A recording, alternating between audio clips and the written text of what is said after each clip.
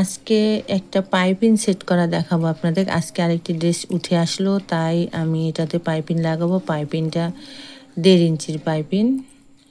তো 1.5 ইঞ্চি পাইপিং আমি এখন জামার সামনের দিকটা লাগাবো।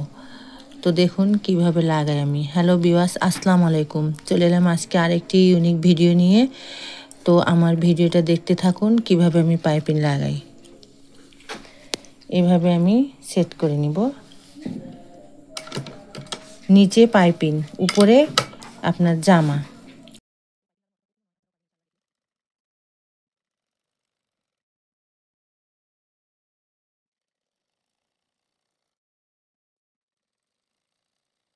আসলে কি জানেন তো, একটা ড্রেস সাজাতে গেলে অনেক কিছু করতে হয়। তো এটা একটা সামান্য বিষয়, তবে সৌন্দর্য অনেক আসে। এই জন্যে এই পাইপিংটা লাগানো। তো এমনি যদি না দিতাম পাইপিংটা, তো তেমন একটা সৌন্দর্য আসতো না। তাই সৌন্দর্যের জন্যে ছোট ছোট জিনিসটা লক্ষ্য রাখতে হয়।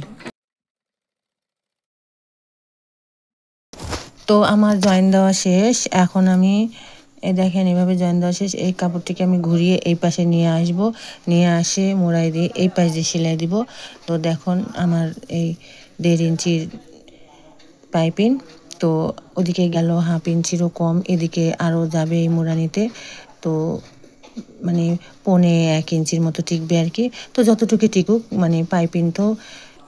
তো দেখুন ভিউয়ার্স, আমার এই যে এই পাইপিংটা আমি এখন সেলাই রাউন্ড দিয়ে নিব টপ সাইডে। সামান্য একটু কাপড়, তবে দেখেন ড্রেসটার কতটা লুক বাড়ায় দেয়।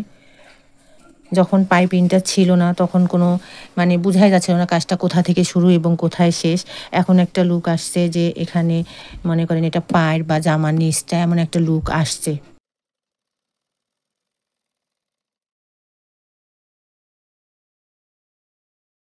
কমলাটা যেহেতু কম আছে, তাই আমি কমলা পাইপিংটা দিয়েছি সাইড থেকে সৌন্দর্য আসার জন্য।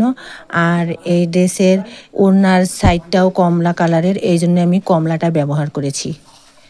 তো কমলা যেহেতু ফুটন্ত কালার এবং ডিপ কালার, তাই কমলাটাকে পাইপিং হিসেবে বেছে নিয়েছি। তো আপনাদের কাছে কেমন লাগলো আমার এই ম্যাচিংটি অবশ্যই কমেন্টে জানাবেন। তো ভিউয়ার্স, কেমন লাগলো আমার পাইপিং লাগানো?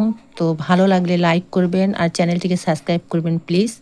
আর সঙ্গে থাকার জন্য বেল আইকনটি বাজিয়ে দিবেন। সবাইকে ধন্যবাদ। আসসালামু আলাইকুম।